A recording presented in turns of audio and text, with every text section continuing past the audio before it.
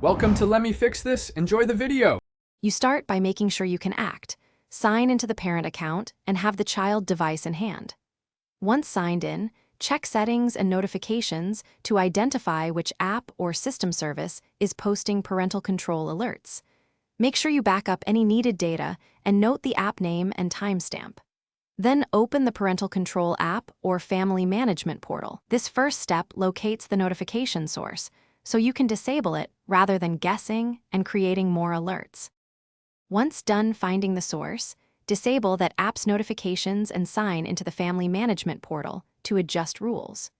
You should remove or relax screen time limits and revoke monitoring permissions for the specific device. This prevents future alerts.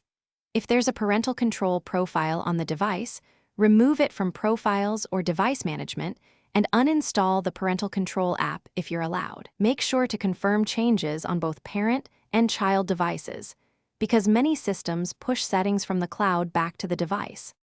You finish by restarting the device and confirming that the notification has stopped.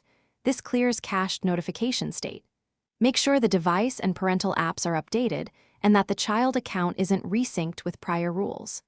If the alert persists, clear the parental app cache or data, temporarily remove the child account from the family group, then re-add only after verifying settings. As a final troubleshooting tip, if that fails, sign out of all devices and sign back in, or contact the app.